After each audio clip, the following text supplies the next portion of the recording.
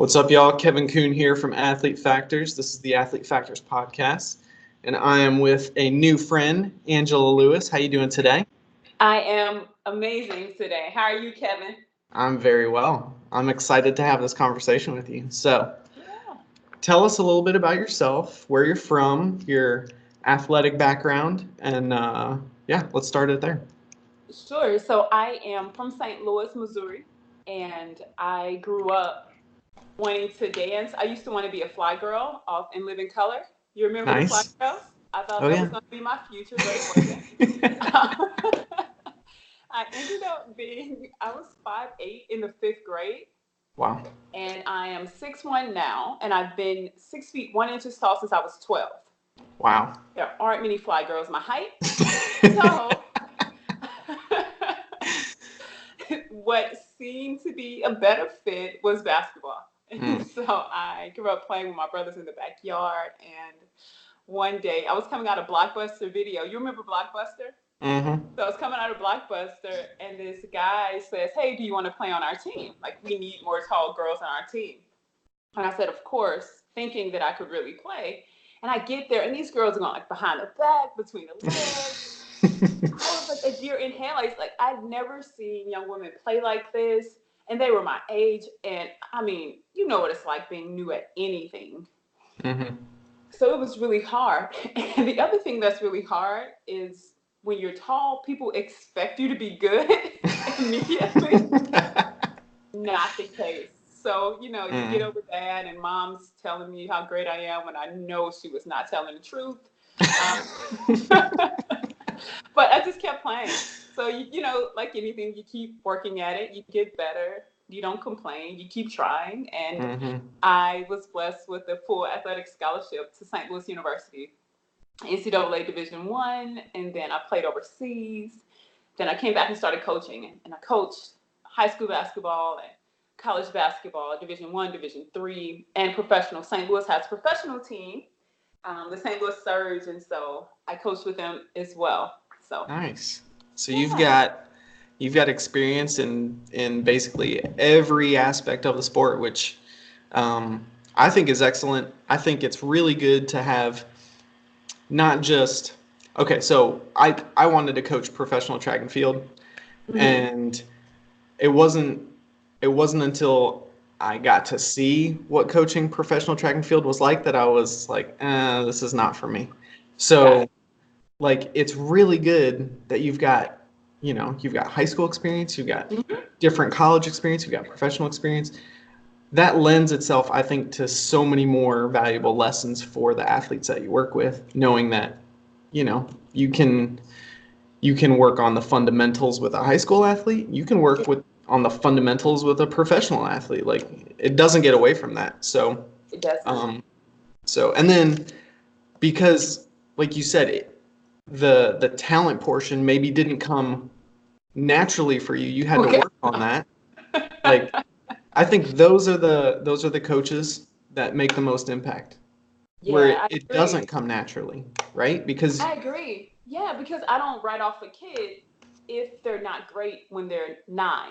It's like we have to, as coaches, allow young people to develop their game and develop love and maturity in the game and understanding. It takes, that's a lot of stuff happening on the basketball court, from offense to defense to plays, rebounding. There's a lot of little things, and a lot of times we want kids to get it immediately. Sometimes it takes years for that kids to figure out how to do that layup, and that's okay. The nature of growth and development. Yeah, and like you said, everybody's going to develop at a different rate, and you can't expect everybody to pick up a complex movement skill all at the same time. So some kids just have it, and that's really nice. Some kids don't have it, but that doesn't mean that they won't be able to get it. Exactly. And it doesn't mean that they can't just play for fun. We've grown into this like high pressure youth sports culture. Some kids don't want to play college ball. They just want to be able to shoot a jump shot. Or make some threes, because that is fun. That's for sure. That's cool. Just let the kid make some threes and play on rec league teams. They don't have to play select ball. That's cool. Right. Awesome. So tell us a little bit about what it was like playing professionally overseas. Amazing. It was so great to be immersed in another culture. So I Mm. was in Germany, and I grew up in the city of St. Louis, right? So I hadn't seen or heard anything remotely German besides sauerkraut. Like that was it. That was all. That was in the house occasionally, and I didn't understand why Dad would put it on brats. Anyway, um, so I go to Mhm. Germany, and they have this intricate train system like they do all over Europe, which we don't have in the Midwest. So Mhm. navigating that and really seeing how sports has a way of bringing people together from all different cultures. Someone on my team was from Poland, Romania, Russia, of course the Germans, and it was really eye opening Mm. and formative, incredibly formative to who I am today. For sure. So, what do you think was the most valuable thing you learned outside of sport, living overseas? I can make it anywhere. Mm. Drop me anywhere. Look, I'm 37, so this is pre WhatsApp, pre Skype, pre Facebook. I was Yeah. dialing up with my webcam, trying to see my family and friends and not use up all of my minutes. This was Hmm. early technology days. So I developed this comfort to know that it doesn't matter where I am on earth. I'll be all right. It'll be all right. I think Yeah. that's such an important, like, I think everybody has that, but not everybody is put in a position or puts themselves in a position where they have to be uncomfortable to see how resilient they are. True. Um, Yep. The when discomfort is real. That Yes, was real.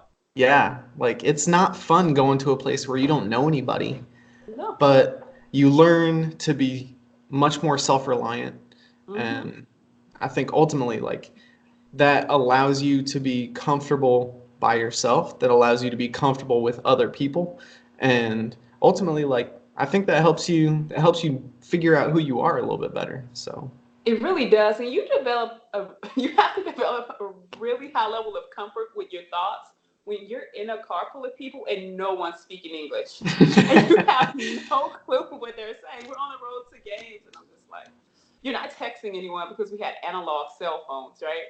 So you're just sitting there like, hey, Angie, like, how are you feeling? having a conversation with yourself. Yeah, Become yeah, one with yourself. The oneness gets real. for sure. That's good. No, I think it's so important for everyone, especially here in the US. If possible, try to travel overseas.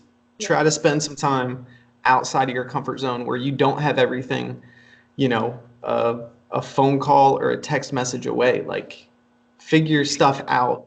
Like, walk down the street where you don't know anybody and nobody speaks the language, and try to figure out how to go somewhere. Try to figure out how to buy something. Like, you'll It is humbling. It is Yes. so humbling. No one cares about your degrees or how much money Mhm. you have or don't Yep. have. Like it is really humbling. Yeah.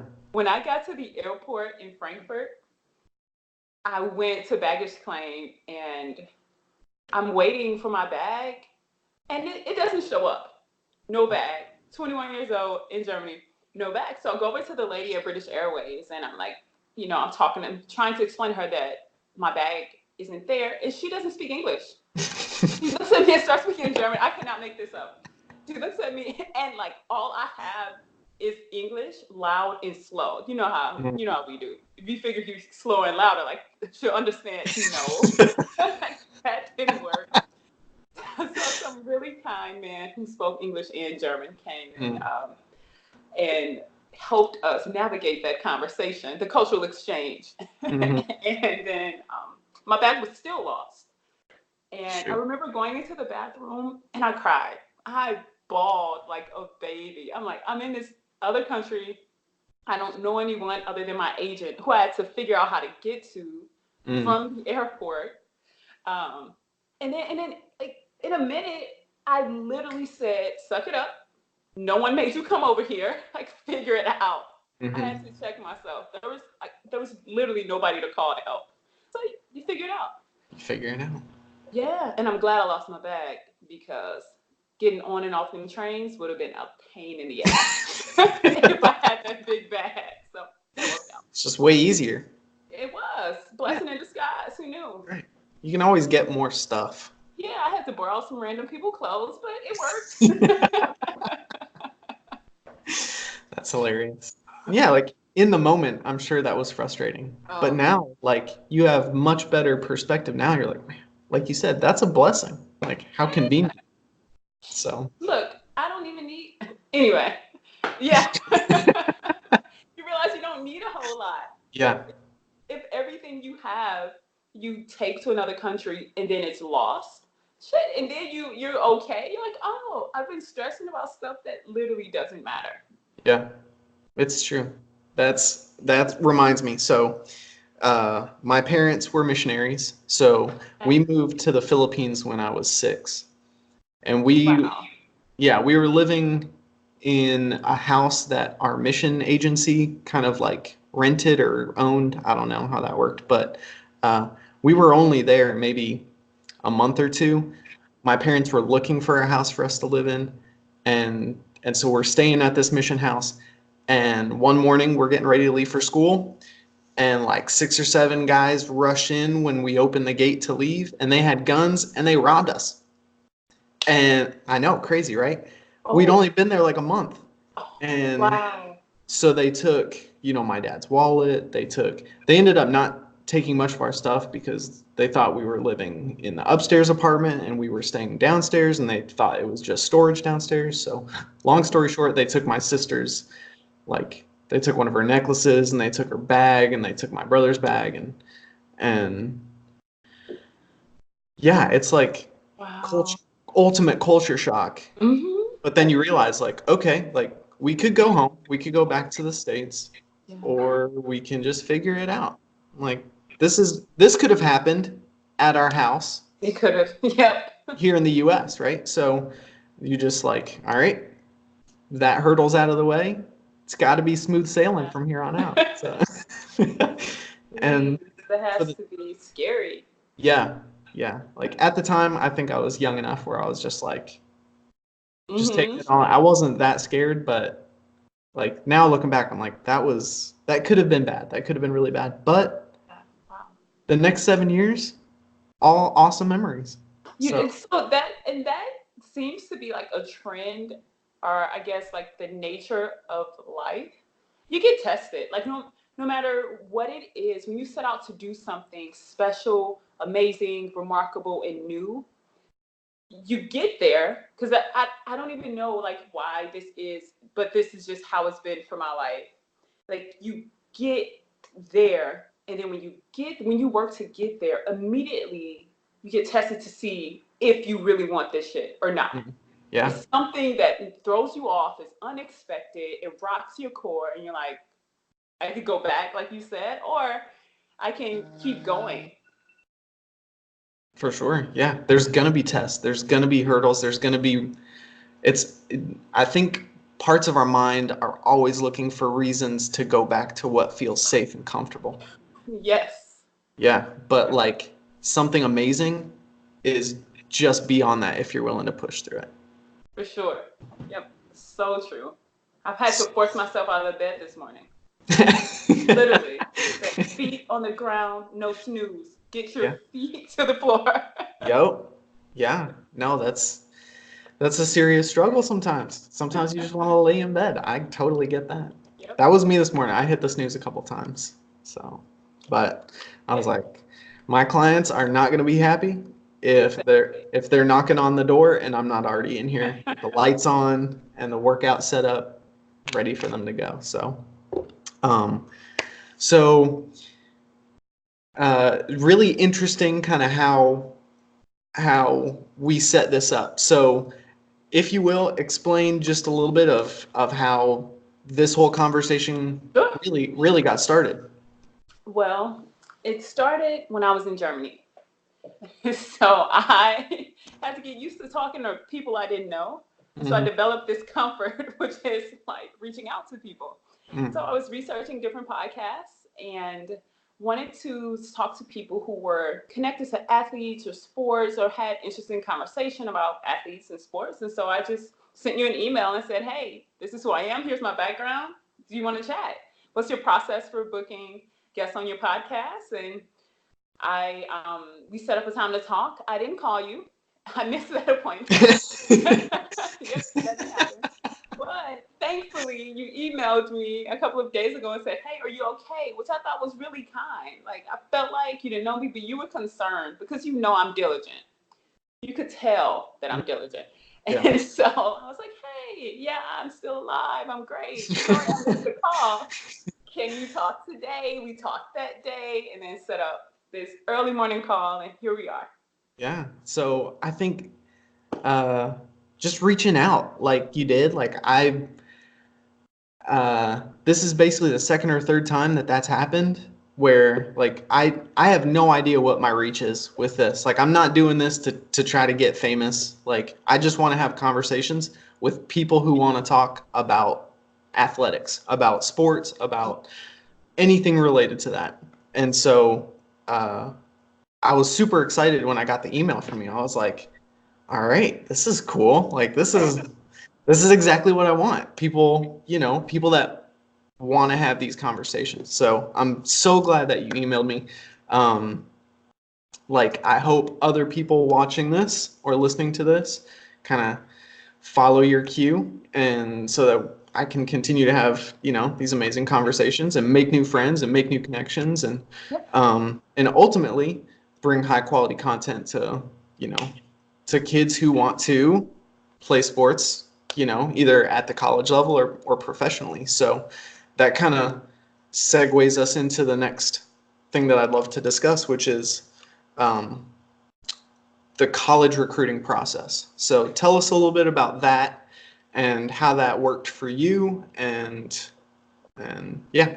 Sure. So I received my first letter from a university when I was in the 8th grade. Wow. I'm 6'1". What I learned as a college coach, if there's a 6'1" 8th grader, you put her on the list and you send her mail as soon as possible. You don't care. Like, I'd only been playing a year. I promise you I wasn't that good. Like, I'm confident of that. But you don't let a 6'1" kid pass without putting her name on the list, minimally. So I got on the University of Memphis's list. They sent me a questionnaire. I didn't even have information to fill out. But that moment really led me to believe that playing college ball was possible. But it wasn't this goal that I've had since I was 8. No, I wanted to be a fly girl, like on In Living Color.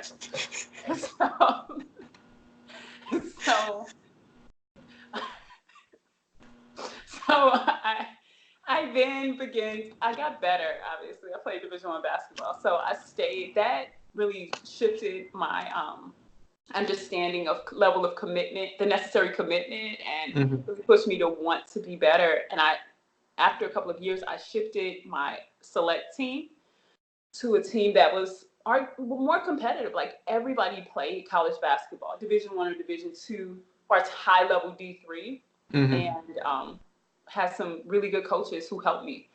However, my situation was kind of an anomaly, right? Only 1% of high school athletes play college basketball. I'm sorry, only 1% of high school athletes play NCAA Division I sports. So that was an anomaly. And then once I started coaching college ball, parents started asking questions. And so I've gone on this journey to really figure out how can we best help parents feel empowered through the process and feel like they have some level of influence and control. They can lead the process opposed to feeling like they're at the whim of college coaches.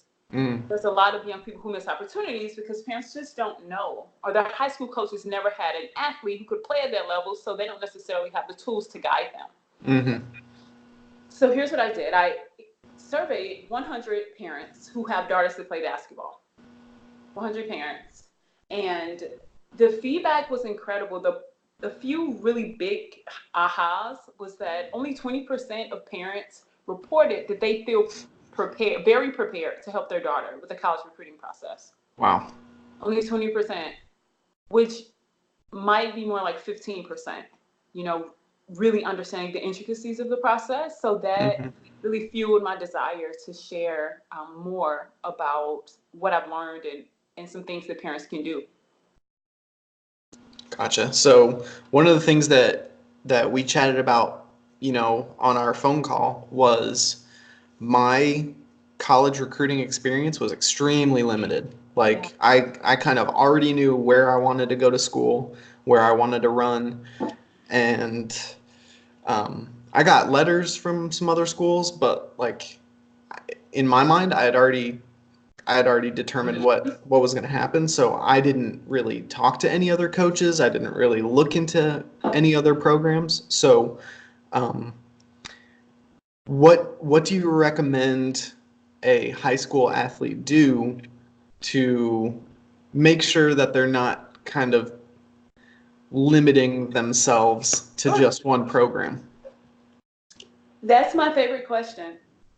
So there are 5 phases of the college recruiting process. 5 phases that I've come up with based on what I've talked to parents about. The first phase is assessment. So you need to assess a few different things. Assess your academics to make sure, there's academic requirements. Assess your physical body. Overuse injuries are happening quite often now. Mm-hmm. So a young person may want to play college ball, but if they've already had 3 ACL tears, that might not be wise. Mm-hmm. Assess your love for the game to determine if it's something you really want. And then assess your mental and emotional well-being.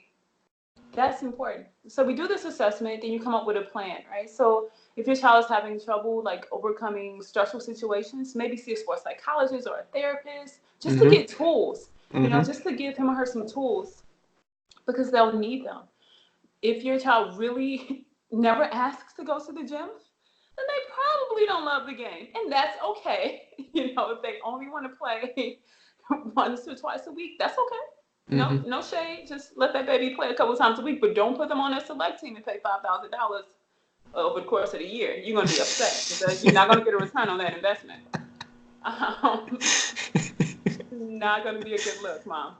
So, so then you come up with a plan, right, based on what we assess, the grades, and then the discovery process.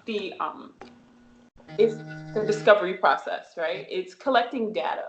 Mm-hmm. So I highly encourage, to your point, players and families going on unofficial visits, just visiting schools. You can start with schools in your area.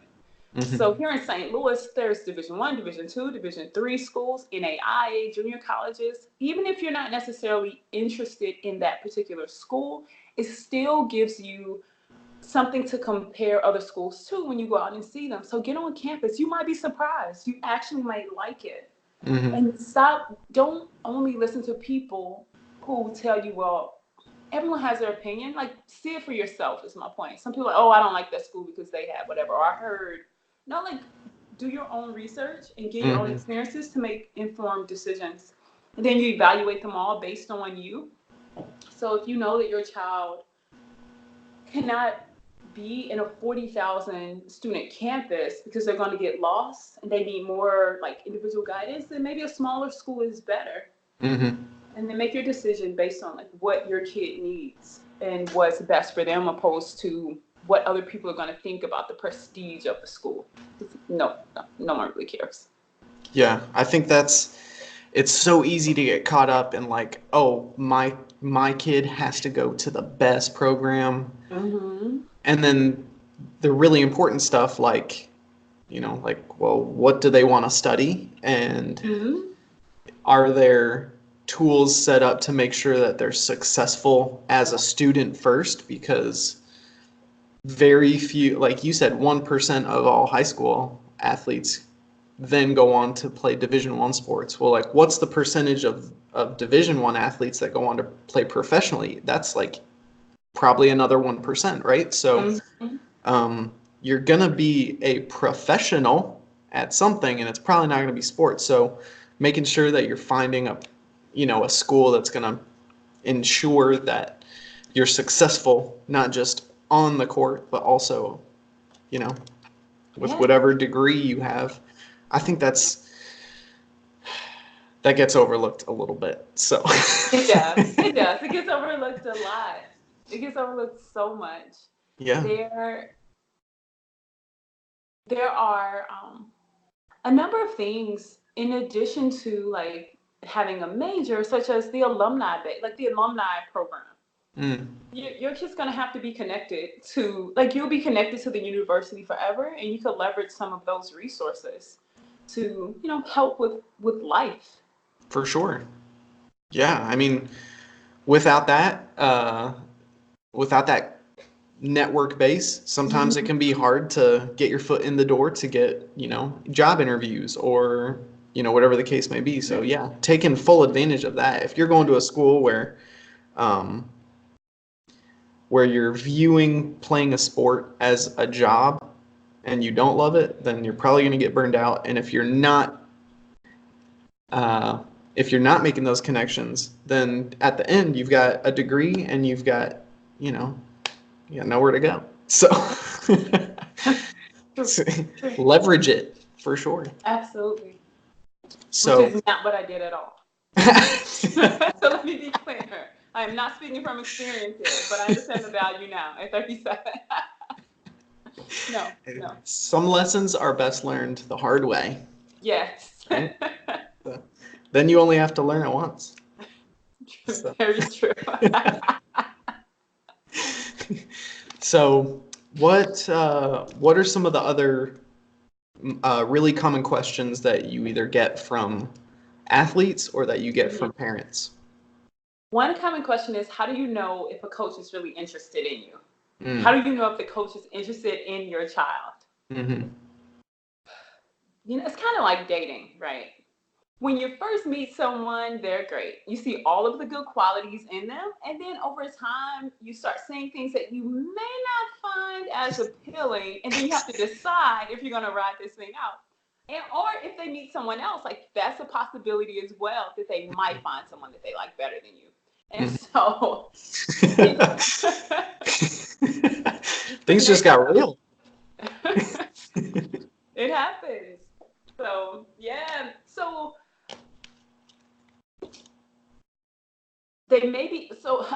coaches may be interested initially. Mm-hmm.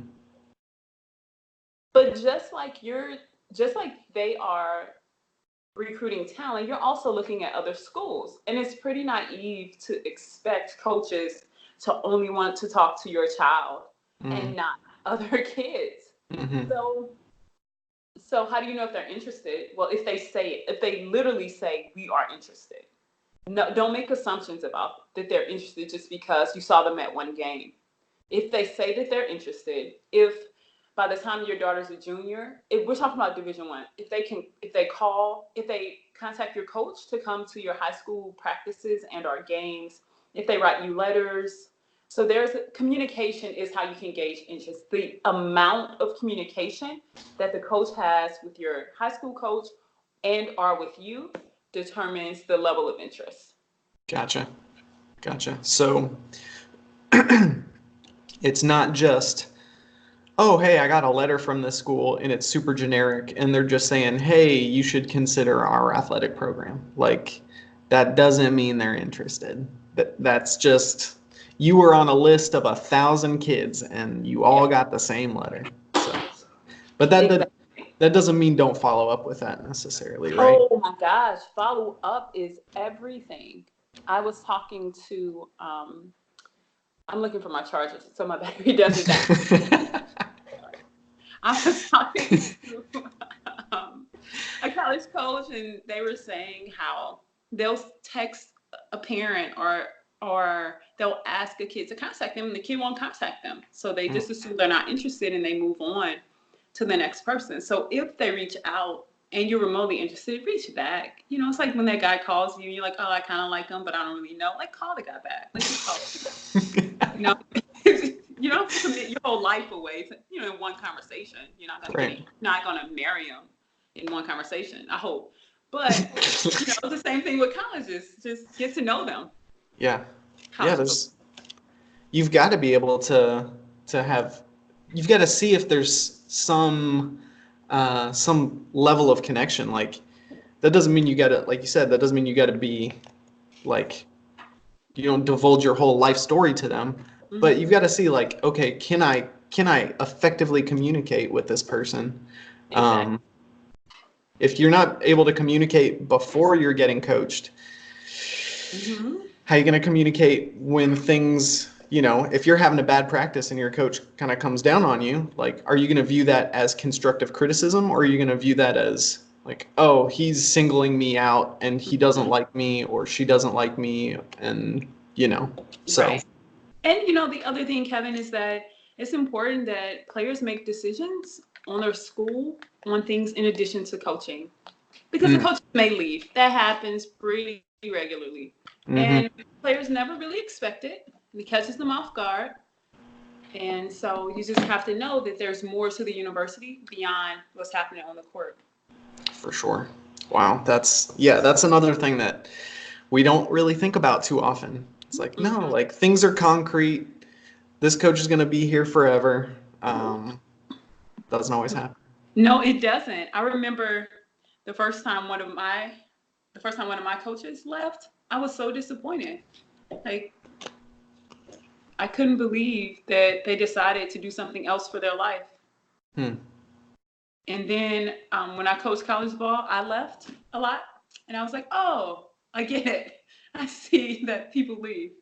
Yeah, it's coaching is, especially in college, like, it can be really tough because when things go well, then, other schools will probably try to recruit you, like, hey, why don't you come to this bigger school? You get a bigger paycheck, you get all these other things. And then, or if things are not going well, then that school's like, all right, we got to bring somebody else in. So y'all got to go.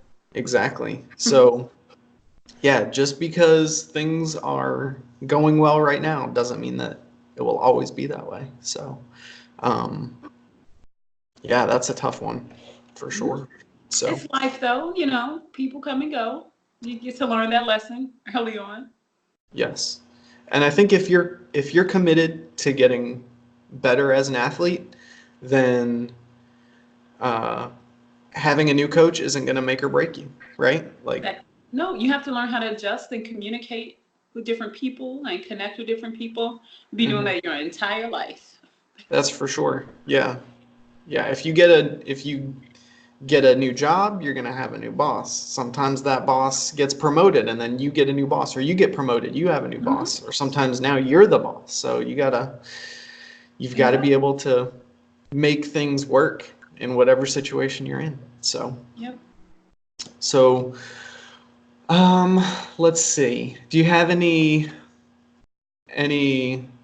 really unique recruiting stories or other unique questions that you've received? Other unique recruiting stories or questions? Putting you on the spot. Yeah, no, that's cool. I'm here for it. Unique recruiting stories. I remember when I was at Marquette University, there was a young lady who was a really good player. She's one of the top players in the country. And she came on an official visit. So we have unofficial visits where you pay to go yourself and you go do everything. And an official visit and official visit is a situation where the school pays for you to come. And it's the coolest thing for student athletes because they wine and dine you, and you get to, they drive you on a little go-kart around campus everywhere. And this kid, what you do on an official visit, you try to do everything to get these kids to like you, right? To commit to your school. So I remember we did some like performance, like this whole dance routine to entertain this 17-year-old. And I was like, you just do whatever you can. And so I had a parent ask recently. So I mentioned that because a parent asked at this presentation I was giving, how do you know that the coaches are not going to change once you get to campus? Because her daughter played college ball, and her daughter's official visit was just like that. Like, they wanted to dine you. She said her daughter called her every day complaining that she had to walk 15 minutes from one class to the next because it's not a campus. She went to this big state school. So you go on your Mhm. visit and it's like, oh, it doesn't seem that big. But in the middle of winter in the Midwest, oh, this kid was hating it. Yeah. So, and then her coach was like really intense. Of course, over dinner, you're not going to be as intense as you are in between the lines and your contract is on the line. You know, Yep. you're not going to be the same person. So it's important that parents ask the players what their experience is like. You can talk Hmm. to alumni, and if players transfer, there's a lot of kids transferring these days. So you can talk to players who have transferred and say, "Hey, why did you leave the school?" to get an even broader perspective on what's happening there before For committing. sure. Yeah, that just reminded me. So I got to visit a couple different strength and conditioning programs when I was in grad school, Mm-hmm. and talking with some of the strength coaches, in at these different universities is really funny because it in every single weight room I'd go to, there's always like a corner where they've got really, really fancy equipment Mm-hmm. that has a bunch of dust on it. And so I'm like, what's going on there? And like every single time they're like, oh, that's a recruiting tool. We don't use that, but every single other school in our conference has that.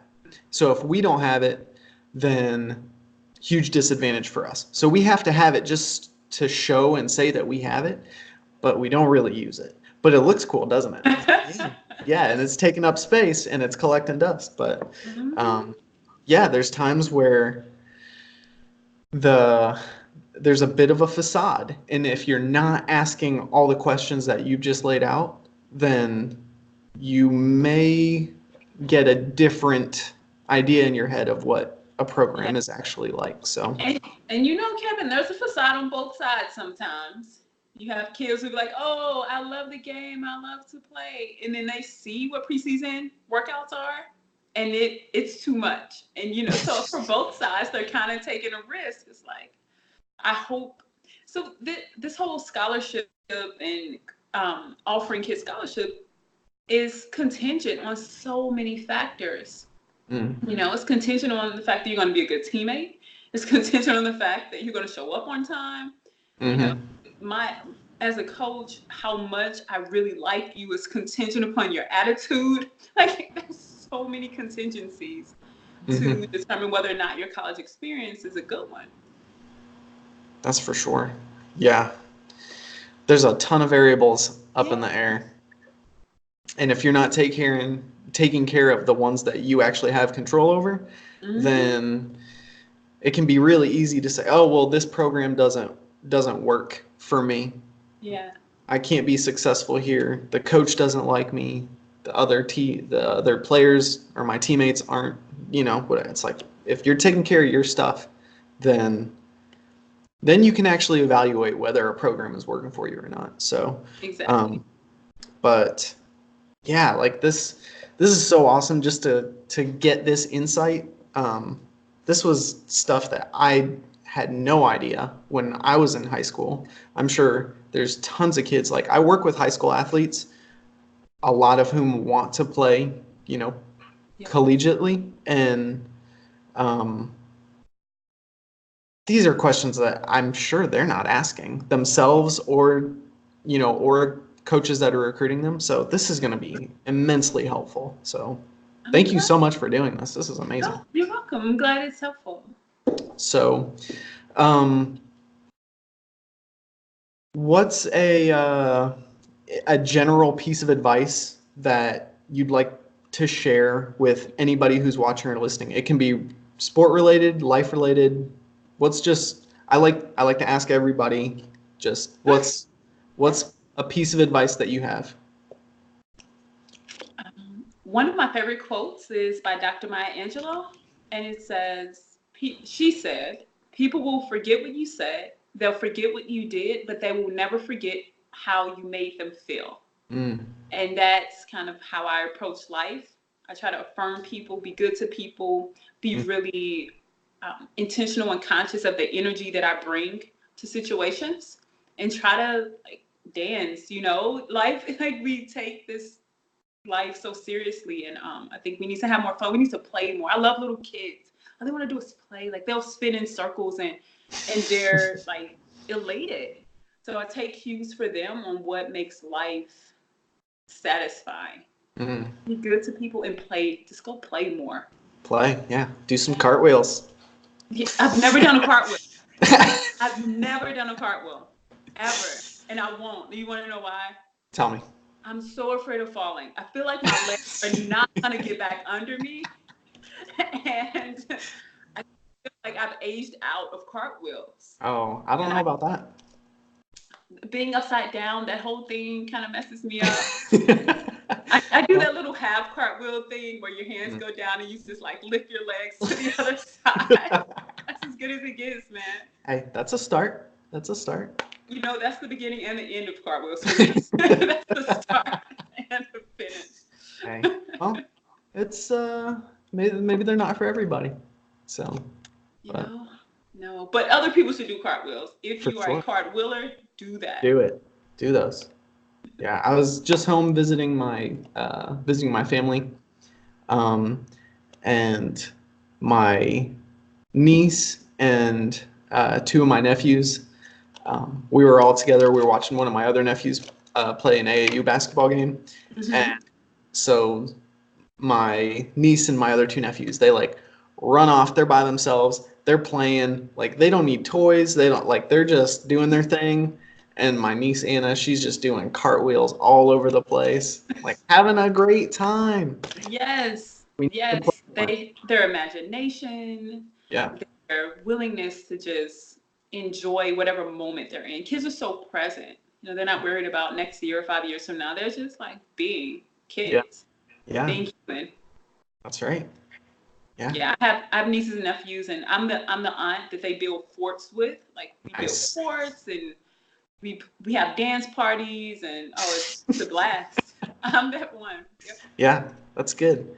That helps them to know that as an adult, you should still have fun.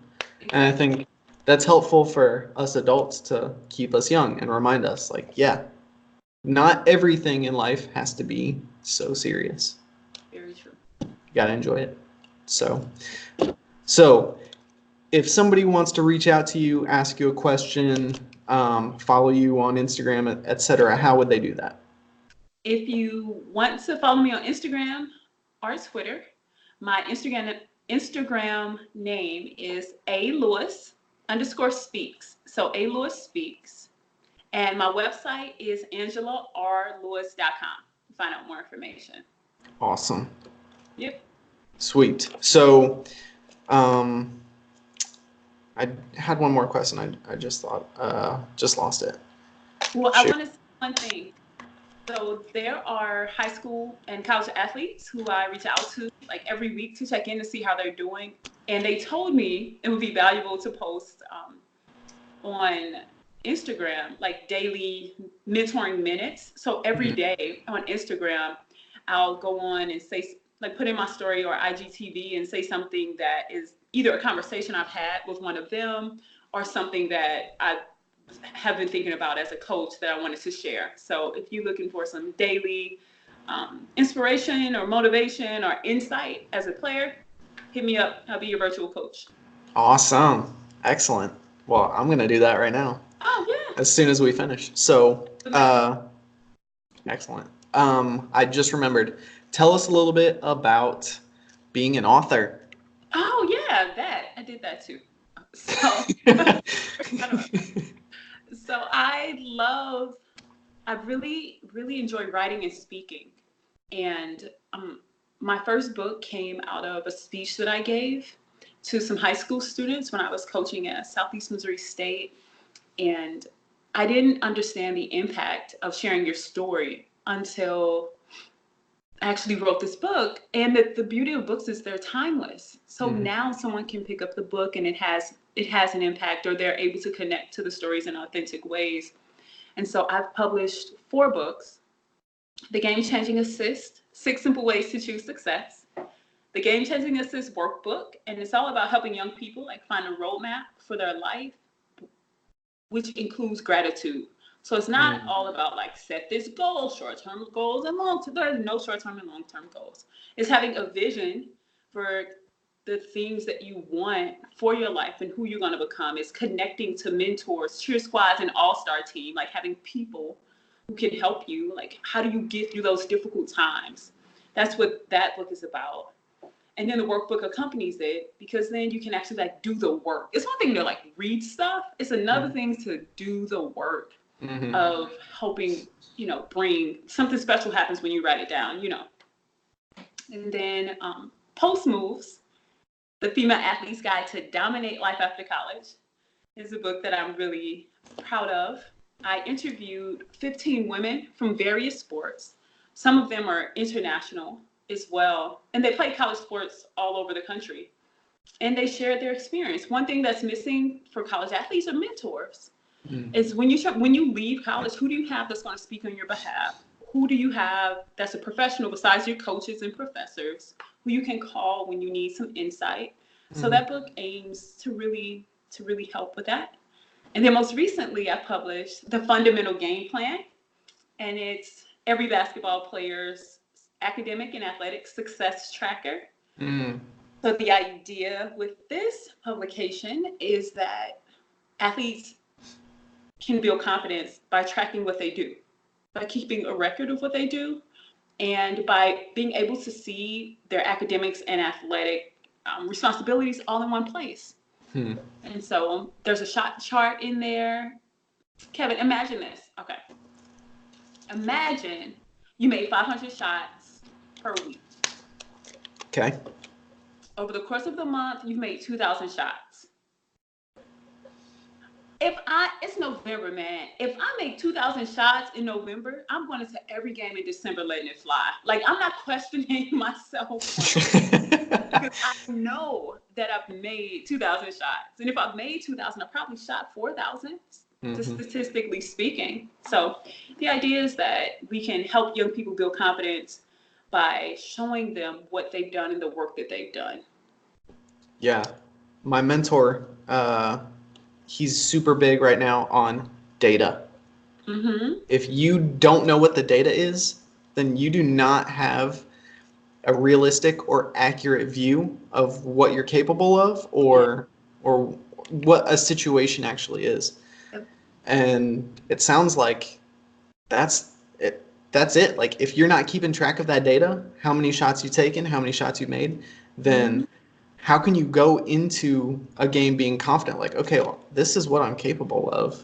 Exactly. And what I see happening, especially with girls more so than boys, but yeah, definitely girls more so than boys, is they doubt themselves and question themselves. And in the middle of a workout, because I would train players, I will see them get so down after they missed a few shots. So we start every workout with you making 100 shots. So like from there, you only go up. There's only one way from there is up, and they still, like, a lot of them still like question their abilities after you miss 3 in a row. Well, you're gonna miss a bunch of shots. That's just the nature of the game. If you're really good, you're gonna miss 6 out of your 10. 5 to 6, you're gonna miss them, and that means you're good. So you can't get too bent out of shape with missing a couple shots. That's right. Yeah, these things happen. That's life. That's just part of it. Man. So very true. Yeah, and when you can make those correlations to other aspects of life, like you're setting yourself up for success post college. So I'm super pumped that that you've kind of laid this out for college athletes and for athletes post college. Like, life doesn't end. Take the mentality that you use to be successful in college and then just transition it into the next stage of life. Yeah. So very true. I think that's so awesome. So thank you so much for doing this. This has been an absolute pleasure. I've really enjoyed it. You're welcome. Thanks for having me. I'm glad you reached out to make sure I was still alive. I appreciate it. After I missed our initial appointment. So, Well, it's so easy to just be like, screw that person. They missed an appointment or whatever. But it's like, man, until I know what happened, it's probably best to not assume I know what happened. So it's just, I'm guilty for sure of being, not as considerate as I could be. So I think if we're all trying to be, forgiving and considerate and not assume we always know the situation, then that leaves us open to, to blessings that otherwise we'd miss out on. So very true. So thank you so much. You're welcome. Thank you. For sure. And everybody watching and listening, go follow Angela. And if you have questions, be sure to reach out to her. So I'll answer any question. I'll answer. If I don't know the answer, I'll find it. Perfect. That's what I tell my clients. If I don't know the answer, wait, I'll find it. Yep. So awesome. Alrighty, y'all. Well, stay tuned for the next episode, which will drop next Friday. Alrighty, y'all. Take care.